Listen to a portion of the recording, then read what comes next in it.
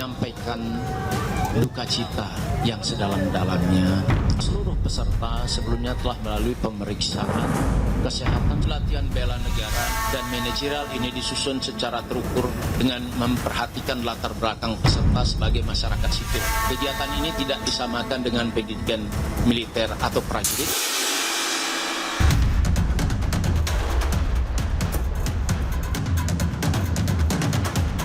Apa hubungan antara push-up dengan menyusun laporan keuangan? Apa hubungan antara halang rintang dengan mengawasi stok barang? Apa hubungan latihan tempur dengan melayani anggota koperasi?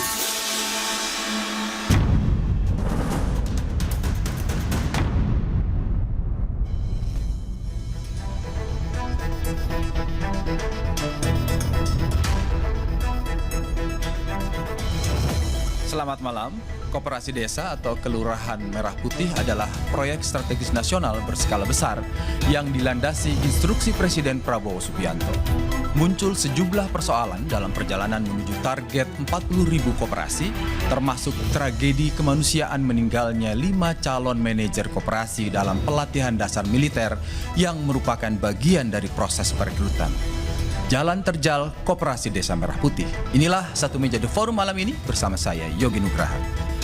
Untuk membahas tema malam ini sudah hadir di studio Kompas TV malam ini adalah Menteri Koperasi Ferry Juliantono. Apa kabar Pak Menteri? Baik, selamat malam Mas Yogi. Selamat malam, sehat selalu? Sehat, alhamdulillah. Masih semangat? Semangat. Dan target 40.000? 40.000 itu tahun ini. Oke, sampai dengan 2009. Nanti tahun depan dilanjutkan lagi. Totalnya 80.000. Pertama, atas nama Kompas TV ingin menyampaikan bela sungkawa Ya. atas meninggalnya anak bangsa calon manajer koperasi yang dengan sepenuh hati mengikuti rangkaian proses rekrutmen. Ya. Namun ada musibah dan bela sungkawa kepada keluarga, kepada kerabat, dan ini tentu menjadi perhatian bagi Kementerian Koperasi, Pak Menteri. Ya, kami pun juga Ya. menyampaikan duka cita yang mendalam pada keluarga dan kerabat yang calon manajer yang kemarin meninggal, dan kemudian saya juga sudah berkomunikasi langsung dengan Pak Menteri Pertahanan, dan kemudian kemarin kami juga sudah menyampaikan kepada Bapak Presiden, dan kemarin resmi dari pihak Kementerian Pertahanan juga sudah melakukan evaluasi, dan sekarang namanya juga latihan bela negara dengan bobot yang berbeda dengan yang kemarin. Perlu diketahui bahwa proses seleksi itu dilaksanakan melalui panitia seleksi. Ada panselnya melibatkan beberapa kementerian lembaga. Kementerian Koperasi ini salah satu.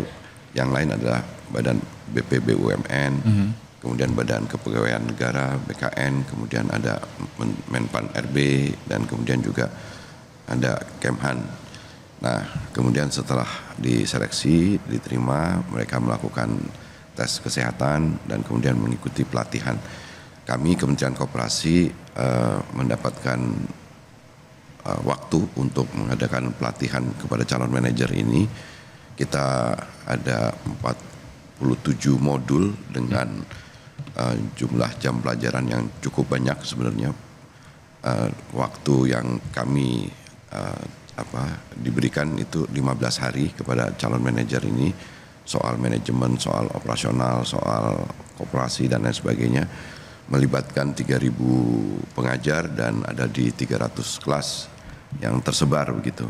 Nah, ada pun mengenai pelatihan yang kemarin dilaksanakan itu sepenuhnya ada di Kementerian Pertahanan. Karena itu sebenarnya kita memberi masukan supaya dilaksanakan evaluasi sehingga bobotnya juga menjadi lebih Pak Menteri, ada satu hal yang menurut saya baik sebagai contoh ketika ada satu yang harus dikoreksi, dan tadi saya mendengar langsung dari Pak Menteri bahwa sudah berkomunikasi dengan Kementerian Pertahanan, dan seketika itu malam itu juga ada pernyataan dari Kementerian Pertahanan yang mengatakan bahwa akan mengevaluasi dan menghapus sementara Latsarmil itu sehingga mengembalikan menjadi wawasan kebangsaan. Buat saya ini satu hal yang bagus ketika ada program pemerintah, ketika ada masukan dari masyarakat kemudian segera mengoreksi, karena yang dijaga adalah substansi programnya. Ada yang ingin disampaikan lagi Pak Menteri terkait soal ini?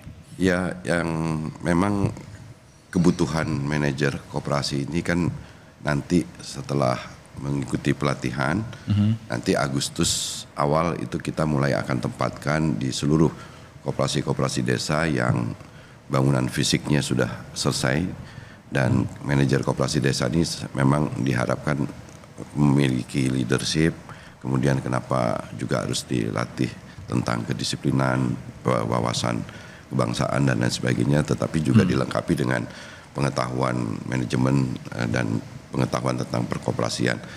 Nanti dibantu dengan karyawan yang juga notabene adalah akan kita rekrut dari masyarakat di desa tersebut.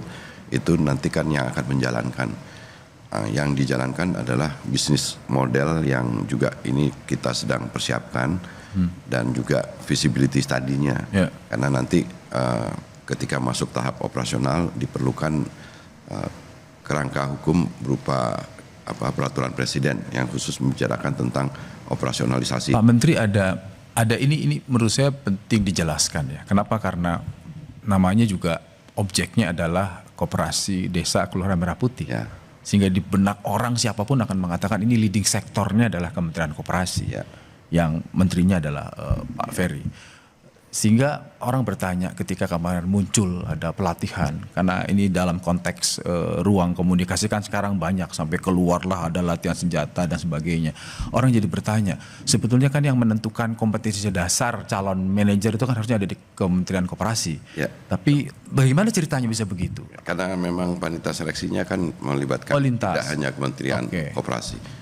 Sebenarnya dari mulai waktu membentuk badan hukum Koperasi Desa Kelurahan Merah Putih itu kan ada instruksi presiden Inpres nomor 9 tahun 2025, itu aja udah melibatkan semua 18 kementerian lembaga termasuk pemerintah provinsi dan biasanya kota kan lazimnya ada leading sektornya, artinya ada kementerian yang ada. Itu Inpres melibatkan 18 kementerian lembaga dan waktu itu dibentuk satuan tugas untuk bikin aktenya badan hukumnya.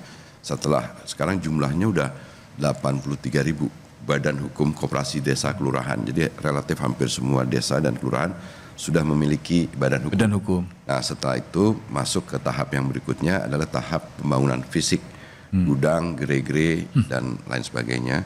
Itu dikeluarkan instruksi presiden nomor 17 tahun 2025. Nah, Inpres itu dikeluarkan karena memang awalnya kita ingin memanfaatkan bangunan-bangunan yang ada yang bisa digunakan, tetapi ketika itu dilakukan kami menemui kesulitan karena akhirnya nggak punya standar gitu, karena kalau renovasi pun juga butuh biayanya juga jadi mahal, dan akhirnya kita Bapak Presiden putuskan dibuatkan standarnya, dikeluarkan Inpres nomor 17 tahun 2025 tentang pembangunan fisik gudang, gerai-gerai dan alat kelengkapannya. Dan itu melibatkan juga 12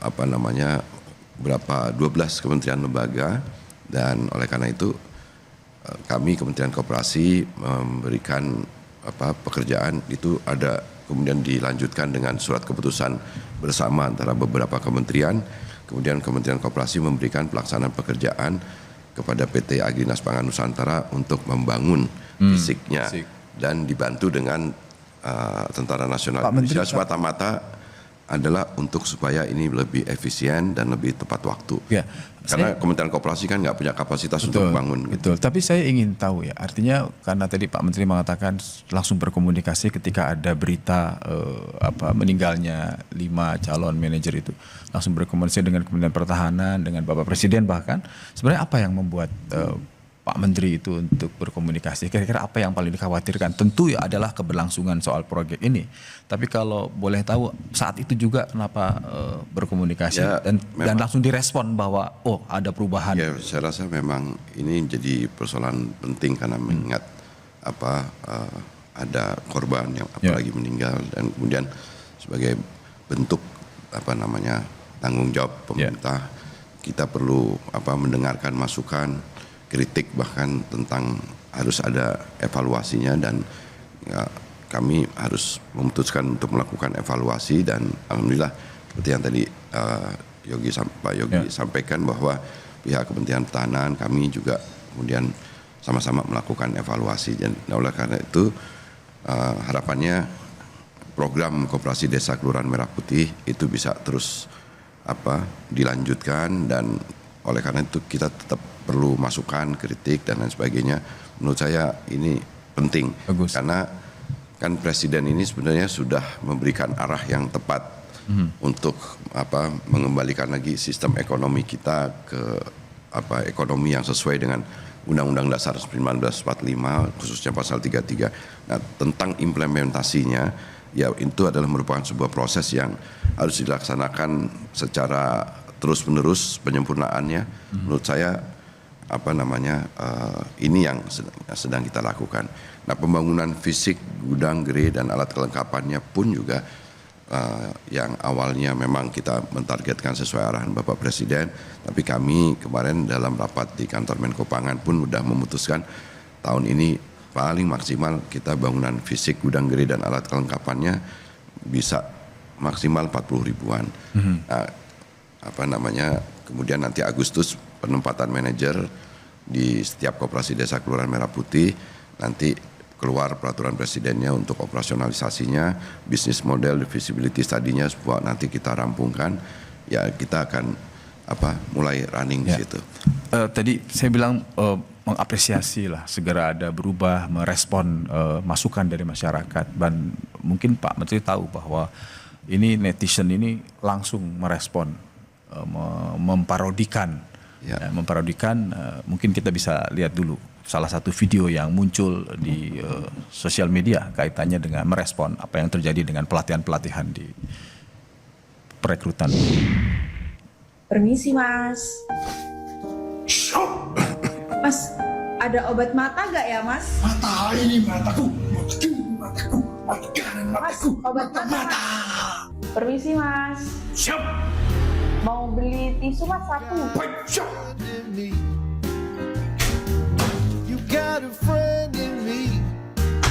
Ini Kak tisunya.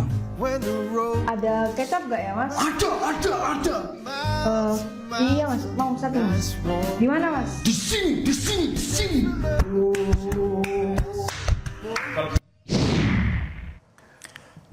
Ya, ini ekspresi.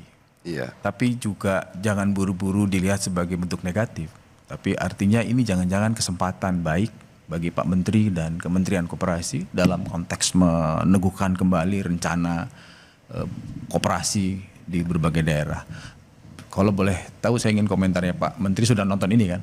Iya, harus saya jelaskan lagi bahwa fungsi koperasi desa Kelurahan Merah Putih ini satu, menyalurkan, mendistribusikan barang-barang bersubsidi. Ya. Gas LPG 3 kilo, minyak, beras, pupuk bersubsidi. Kemudian juga menjual barang-barang kebutuhan pokok dan sehari-hari. Barang-barang kebutuhan pokok dan barang-barang sehari-hari itu kita akan mendorong supaya produk-produk UMKM lokal itu bisa dijual di gerai-gerainya Koperasi Desa Kelurahan Merah Putih. Fungsi yang kedua dari Koperasi Desa Kelurahan Merah Putih adalah sebagai off-taker, nyerap, tampung hasil produk masyarakat, apakah tanaman pangan, hortikultura, pertanian, perikanan, perkebunan, kerajinan, dan lain sebagainya.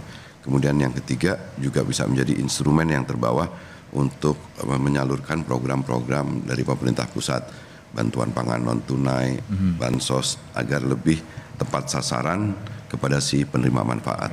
Kegiatan Koperasi Desa Kelurahan Merah Putih itu kegiatannya yang pertama dia retail, karena punya gerai, barang-barangnya itu kita jual, barang-barang yang kita jual yang belum mampu kita produk sendiri, itu pasti kita akan kerjasama dengan pihak pabrikan dan prinsipal, tapi kami akan mendorong supaya produk-produk UMKM lokal itu bisa dijual di gerai Koperasi Desa Kelurahan Merah Putih. Kita sekarang juga udah mendorong mulai belajar produksi barang-barang sendiri lah. Nah, yang ketiga ada kegiatan keuangan mikro. Kenapa? Karena keuangan mikro itu memang sekarang masyarakat khususnya di pedesaan banyak yang terjerat praktek rentenir dan pinjaman online. Pak Menteri, kita akan lanjut lagi. Ada pergudangan, kemudian ada logistik, kemudian ada kegiatan yang silakan desa kelurahan itu sekiranya memiliki potensi dan itu bisa dilakukan usaha di Koperasi Desa Kelurahan Merah Putih. Jadi kaitannya sama yang tadi diperlihatkan itu di masyarakat yang perlu diketahui oleh masyarakat, kegiatan Koperasi Desa Kelurahan Merah Putih nantinya akan yang seperti lebih luas. sampaikan. Oke, kita akan lanjut lagi pembahasannya. Kita harus jeda dulu. Tetaplah di Satu Menjadi Forum.